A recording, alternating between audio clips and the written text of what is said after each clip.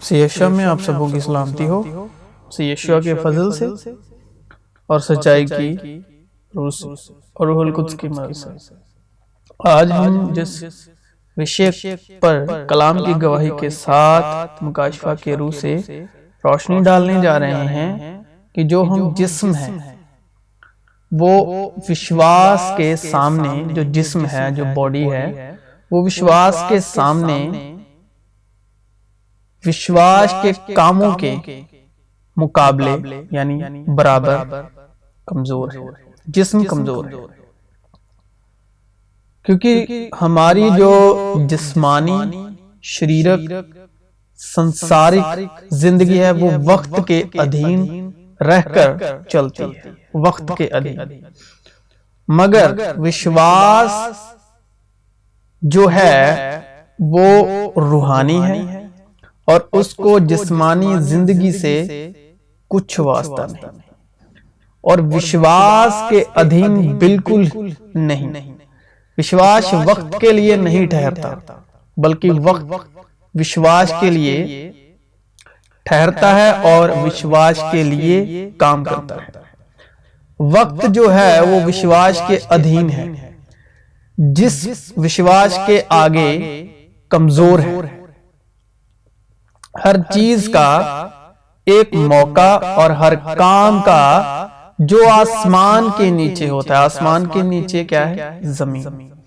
एक वक्त है, पैदा होने का एक वक्त है और मर जाने का एक वक्त है। तो जो जिस्म है, जो हमारी जिस्मानी जिंदगी है, शारीरिक संसारिक जिंदगी है, वो वक्त के अधीन है। तो जमीन पर हर एक शय का वक्त है। तो पैदा होने का एक वक्त है और मर जाने का एक वक्त है। दरख्त लगाने का एक वक्त है और लगाए हुए को उखाड़ने का एक वक्त है। मार डालने का एक वक्त है और शिफा देने का एक वक्त है। ढाने का एक वक्त है और तामीर करने का एक वक्त है। रोने का एक वक्त है और हंसने का एक वक्त है। गम खाने का एक वक्त है और नाचने का एक वक्त है। यहां पर यह लिखा है कि गम खाने का, यानी किसी दूसरे से गम खाना। यहां पर यह नहीं लिखा कि गम देने का, लिखा है गम खाने का, गम खाने का और नाचने का। पत्थर फेंकने का एक वक्त है और पत्थर बटोरने का एक वक्त है। हमगोशी का एक वक्त है, हमगोशी से बाज रहने का एक वक्त है। हासिल करने का एक वक्त है और खो देने का एक वक्त है। रख छोड़ने का एक वक्त है और फेंक देने का एक वक्त है। फाड़ने का एक वक्त है और सीने का एक वक्त है। चुप रहने का एक वक्त है और बोलने का एक वक्त है। मोहब्बत का एक वक्त है और अदावत का एक वक्त है। जंग का एक वक्त है और सुलह का एक वक्त है। तो जैसे हमने कहा कि जिस्म कमजोर है विश्वास के मुकाबले, विश्वास के बराबर। रूह तो मुश्ताइद है मगर जिस्म कमजोर है, इसलिए कि जो काम शरीयत जिस्म के सबब कमजोर होकर ना कर सकी वो खुदा ने किया। यानी उसने अपने बेटे को गुनाह आलूदा जिस्म की सूरत में और गुनाह की कुर्बानी के लिए भेजकर जिस्म में गुनाह की सजा का हुक्म दिया, ताकि शरीयत का तकाजा हम में पूरा हो, जो जिस्म के मुताबिक नहीं बल्कि रूह के मुताबिक चलते हैं। क्योंकि हम जानते हैं कि शरीयत तो रूहानी है, व्यवस्था तो रूहानी है, मगर मैं जिस्मानी और गुनाह के हाथ बिका हुआ हूं। ये शरा के अधीन, गुनाह के हाथ बिका हुआ, मूसा की व्यवस्था के अधीन। और अगर मसीह तुम में है तो बदन तो गुनाह के सबब से मुर्दा है, सलीब पर, मगर रूह रास्तबाजी के सबब से जिंदा है। लेकिन जब वक्त पूरा हो गया तो खुदा ने अपने बेटे को भेजा जिस्मानी सूरत में और वक्त के अधीन और शरा के अधीन भेजा, जो औरत से पैदा हुआ और शरीयत के मुताहत पैदा हुआ। शरीयत यानी वक्त यानी कानून, मूसा की व्यवस्था शरीयत यानी वक्त के अधीन पैदा हुआ, ताकि शरीयत के मुताहतों को मोल लेकर छुड़ा ले। ताकि जो शरीयत के अधीन है, व्यवस्था के अधीन है, मूसा की वाचा के अधीन है, उन्हें छुड़ा ले और हमको लपालक होने का दर्जा मिले। और वक्त को गनीमत जानो और खुदा का वक्त और हमारे वक्त में अदला बदली यानी फर्क कहां आया, कब हुआ? जब उसने यानी आदम ने, पहले आदम ने नेकोबत के फल में से, नेकोबत की पहचान के दरख्त के फल में से लिया और खाया। औरत ने जो देखा कि वो दरख्त खाने के लिए अच्छा और आंखों को खुशनुमा मालूम होता है और अक्ल बख्शने के लिए खूब है, तो उसके फल में से लिया और खाया और अपने शौहर को भी दिया और उसने खाया। तब दोनों की आंखें खुल गई, जिस्म के मुताबिक, अकल के मुताबिक जिस्मानी आंखें खुल गई और उनको मालूम हुआ कि वो नंगे हैं। और उन्होंने अंजीर के पत्तों को सीकर अपने लिए लुंगियां बनाई और उन्होंने खुदा की आवाज जो ठंडे वक्त बाग में फिरता था सुनी। और आदम और उसकी बीवी ने आपको खुदा के हजूर से बाग के दरख्तों में छिपाया। तब खुदा ने आदम को पुकारा और उससे कहा कि तू कहां है? उसने कहा, मैंने बाग में तेरी आवाज सुनी और मैं डरा क्योंकि मैं नंगा था और मैंने अपने आप को छिपाया। उसने कहा, तुझे किसने बताया कि तू नंगा है? क्या तूने उस दरख्त का फल खाया इसकी बाबत मैंने तुझको हुक्म दिया था कि उसे ना खाना? आदम ने कहा कि जिस औरत को तूने मेरे साथ किया है उसने मुझे उस दरख्त का फल दिया और मैंने खाया। ये है वक्त का अदला बदली जब हुई, वक्त के अधीन, वक्त जब वजूद में आया इंसान के लिए, आदम के लिए जिस्मानी तौर पर। यहां से आदम और हवा के वसीले हमारी जिस्मानी और जमीनी जिंदगी को आदम और हवा ने वक्त के अधीन कर दिया। इससे पहले हमारी जमीनी और जिस्मानी जिंदगी वक्त के अधीन ना थी, जमीन के मुताबिक, शरीर के मुताबिक, जिस्म के मुताबिक। और इससे पहले आदम की उम्र का जिक्र भी नहीं। और यहां से जब आदम और हवा वक्त के अधीन, जमीनी और जिस्मानी जिंदगी के अधीन हुए, तो आगे जाकर कलाम में आदम के वक्त के अधीन, जिस्मानी जिंदगी की मुताबिक वक्त के अधीन लिखा हुआ है कि और आदम की कुल उम्र 930 बरस की हुई तब वो मरा। और खुदा ने आदम को हुक्म दिया और कहा कि तू बाग के हर दरख्त का फल बेरोक-टोक खा सकता है, लेकिन नेकोबत की पहचान के दरख्त का कभी ना खाना, क्योंकि जिस रोज तूने उसमें से खाया तू मरा। कहने का मतलब यह है कि जिस दिन तू उस नेकोबत की फल में से और नेकोबदी के फल में से खाएगा, तुम्हारी जिस्मानी जिंदगी वक्त के अधीन शुरू हो जाएगी और तू मरा। जब वक्त शुरू होगा तो तू मरेगा।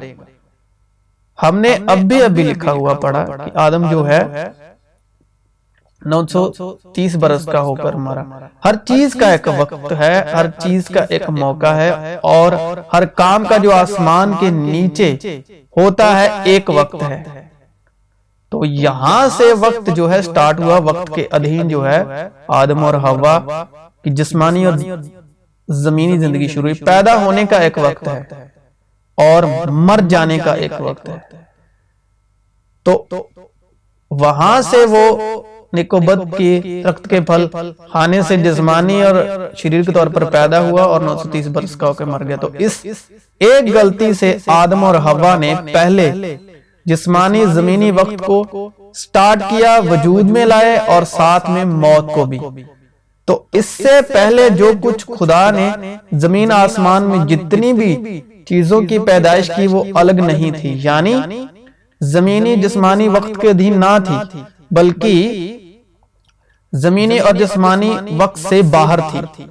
अजीजो, ये खास बात तुम पर पोशीदा ना रहे कि खुदावंत के नजदीक एक दिन 1000 बरस के बराबर है और 1000 बरस एक दिन के बराबर है।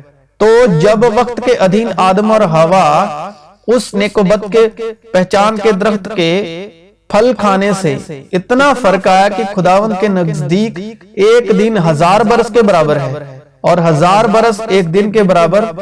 कैसे जो हमारा जमीनी जिस्मानी वक्त के अधीन जमीन पर हम जिंदा हैं, हमारा 1000 बरस जो है यानी 1000 साल खुदा के नजदीक रूह में एक दिन के बराबर है। तो ये इतना फर्क जो है आदम और हव्वा की एक नाफरमानी की वजह से आया।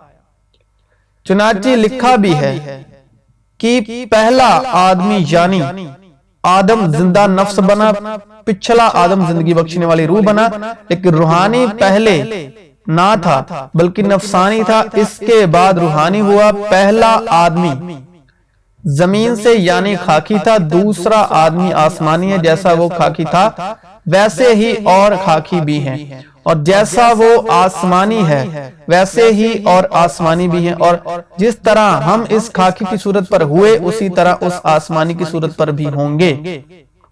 और होंगे उनके लिए लिखा है जो अभी तक मसीह यीशु पर ईमान नहीं लाए, और मसीह यीशु का जो फजल और अनुग्रह अभी तक जिन पर रोशन होना बाकी है। बेहरुमती की हालत में बोया जाता है और जलाल की हालत में जी उठता है। कमजोरी की हालत में बोया जाता है और कुव्वत की हालत में जी उठता है। और इसमें वक्त कितना लगा? आदम से लेकर मसीह तक का जो वक्त है वहां से वो बोया गया और तीसरे दिन मुर्दों में से जी उठा मसीह में, और कुव्वत की हालत में जी उठता है। नफसानी जिस्म बोया जाता है और रूहानी जिस्म जी उठता है। जब नफसानी जिस्म है तो रूहानी जिस्म भी है। जो जिस्म से पैदा हुआ है जिस्म है, यानी आदम के अधीन, शरा के अधीन है, जो ईमान से नहीं है। और जो रूह से पैदा हुआ है वो रूह है, यानी तीसरे दिन मुर्दों में से जिंदा हुआ जब मसीह, तो जो उस पर ईमान लाता है तो वो रूह से पैदा हुआ। आसमानी भी जिस्म है और जमीनी भी, मगर आसमानियों का जलाल और है, जमीनियों का और। पहला आदमी जमीन से यानी खाकी था, दूसरा आदमी आसमानी है, और बगैर ईमान के उसको पसंद आना नामुमकिन है। शरीयत को ईमान से इसलिए कुछ वास्ता नहीं कि जब हम शरीयत के अधीन यानी मूसा के 10 हुक्मों के अधीन जिस्म के तौर पर जिस्मानी धार्मिकता में चलते हैं, तब हम जिस्मानी वक्त कानून के अधीन चलने लगते हैं। शरीयत लॉ व्यवस्था का मतलब ही यही है।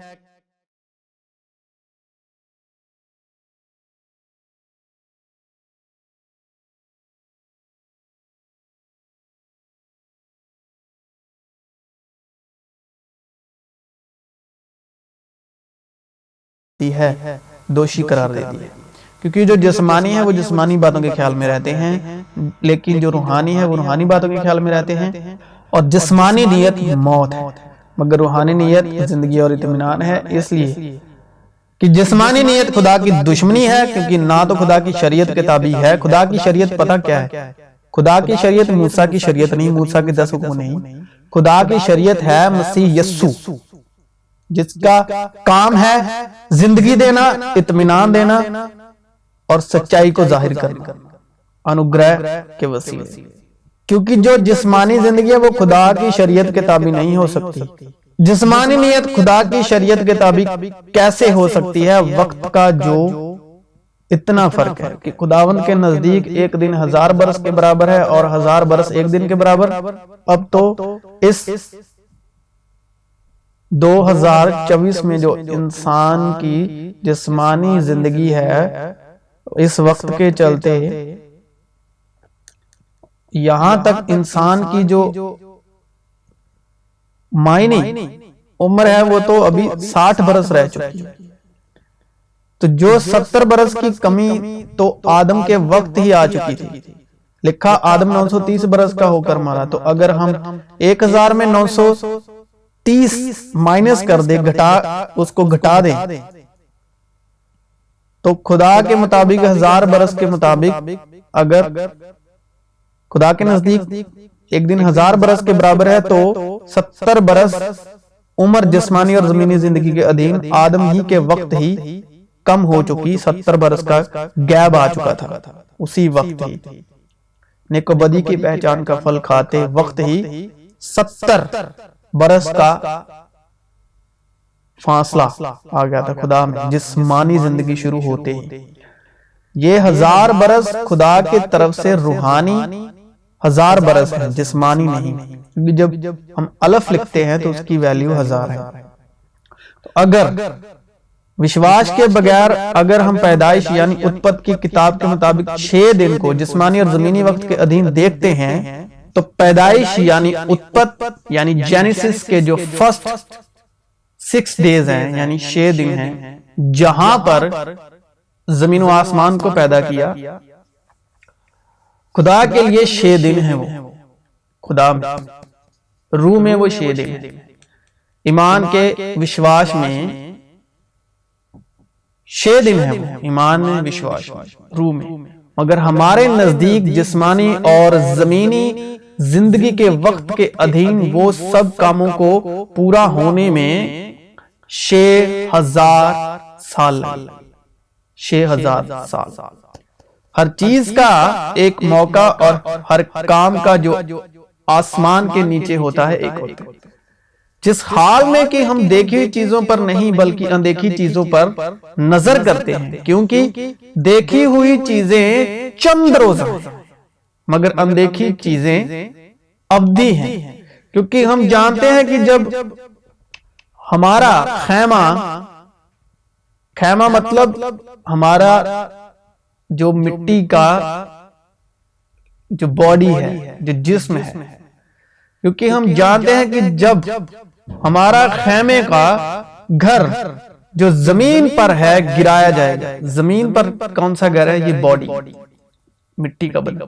तो हमको खुदा की तरफ से आसमान पर एक ऐसी इमारत मिलेगी जो हाथ का बना हुआ घर नहीं बल्कि अब्दी है। क्योंकि हमारी दम भर की हल्की सी मुसीबत हमारे लिए अजहदत भरी और अब्दी जलाल पैदा करती जाती है।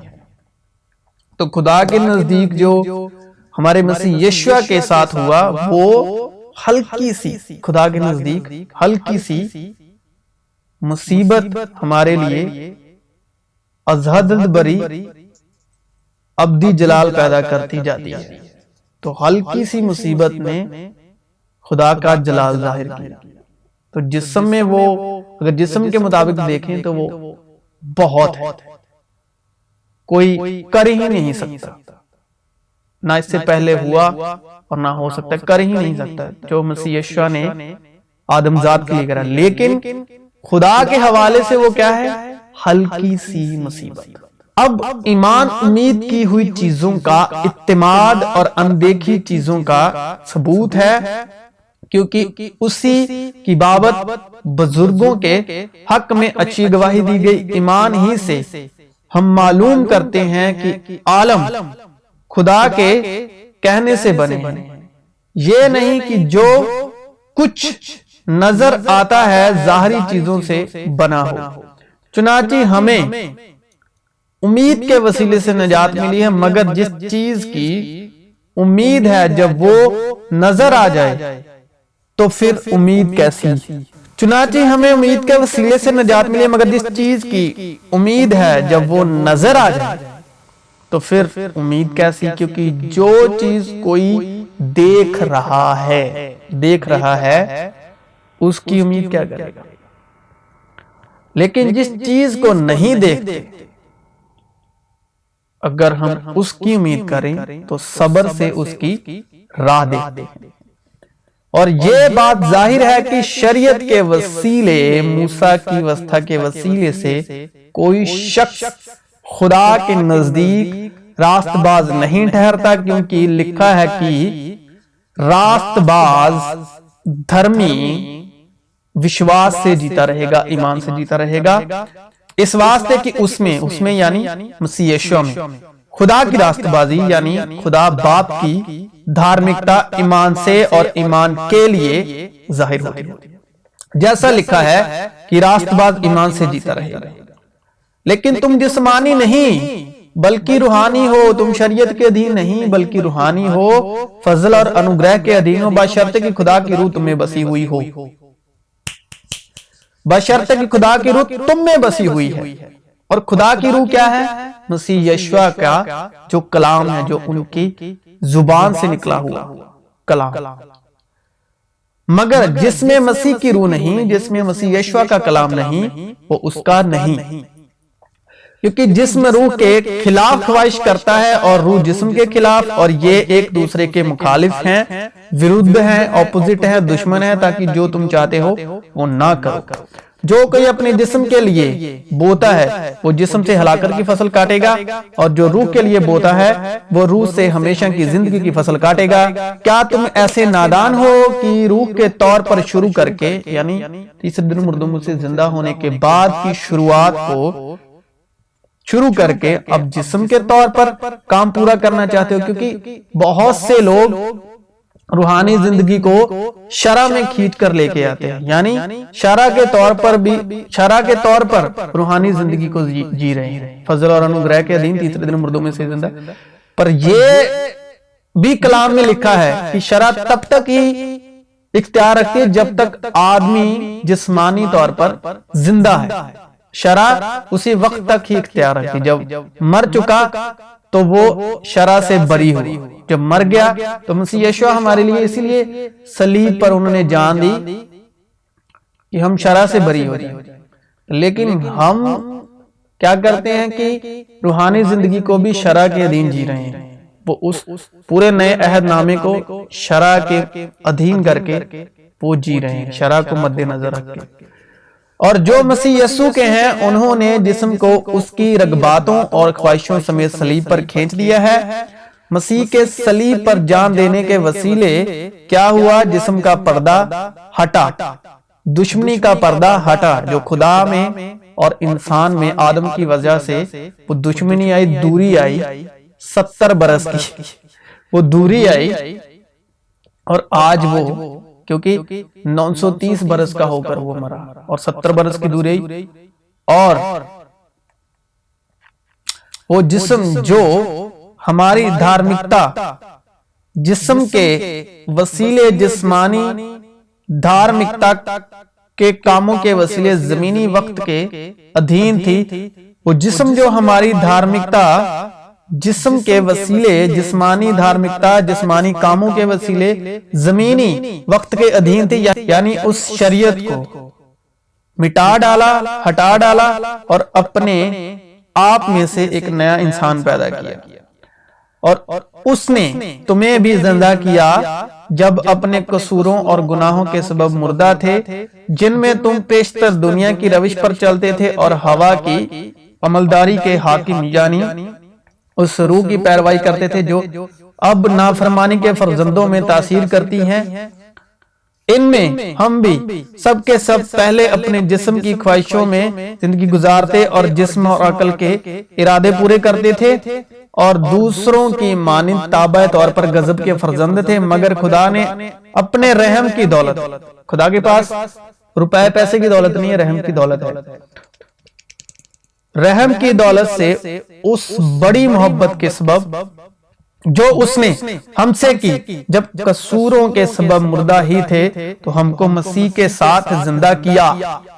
तुमको फजल ही से निजात मिली है और मसीह यस्सु में शामिल करके उसके साथ जिलाया और आसमानी मकामों पर उसके साथ बिठाया, ताकि वो अपनी उस मेहरबानी से जो मसीह यस्सु में हम पर है आने वाले जमानों में अपने फजल की बेनिहायत दौलत दिखाए, क्योंकि तुमको ईमान के वसीले फजल ही से नजात मिली है, और ये तुम्हारी तरफ से नहीं, खुदा की बख्शिश है, और ना अमाल के सबब से है, ताकि कोई फकर ना करे, घमंड ना करे, क्योंकि हम उसकी कारागिरी हैं और मसीह यस्सु में उन नेक अमाल के वास्ते मखलूक हुए जिनको खुदा ने पहले से हमारे करने के लिए तैयार किया था। बस याद करो कि तुम जो जिस्म के रूह से गैर कौम वाले हो, और वो लोग जो जिस्म में हाथ से किए हुए खतने के सबब मख्तून कहलाते हैं, तुमको ना मख्तून कहते हैं। अगले जमाने में मसीह से जुदा और इस्राइल की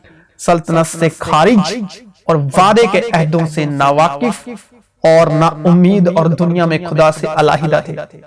मगर तुम जो पहले दूर थे अब मसीह यस्सु में मसीह के खून के सबब से नजदीक हो गए हो, क्योंकि वो ही हमारी सुलह है जिसने दोनों को एक कर लिया और जुदाई की दीवार को जो बीच में थी ढा दिया। चुनांचे उसने अपने जिस्म के जरिए से दुश्मनी यानी वो शरीयत जिसके हुक्म जाबीतों के तौर पर थे मौकूफ कर दी, ताकि दोनों से अपने आप में एक नया इंसान पैदा करके सुलह करा दे और सलीब पर दुश्मनी को मिटाकर और उसके सबब से दोनों को एक तन बनाकर खुदा से मिलाए। और उसने आकर तुम्हें जो दूर थे और उन्हें जो नजदीक थे दोनों को सुलह की खुशखबरी दी, क्योंकि उसी के वसीले से हम दोनों की एक ही रूह में बाप के पास रसाई होती है। बस अब तुम परदेसी और मुसाफिर नहीं रहे, बल्कि मुकद्दसों के हम वतन और खुदा के घराने के हो गए और रसूलों और नबियों की नींव पर जिसके कोने के सिरे का पत्थर खुद मसीह यस्सु है तामीर किए गए हो। उसी में हर एक इमारत मिल मिलाकर खुदावंद में एक मकदस बनती जाती है और तुम भी उसमें बाहम तामीर किए जाते हो ताकि रूह में खुदा का मस्कन बनो।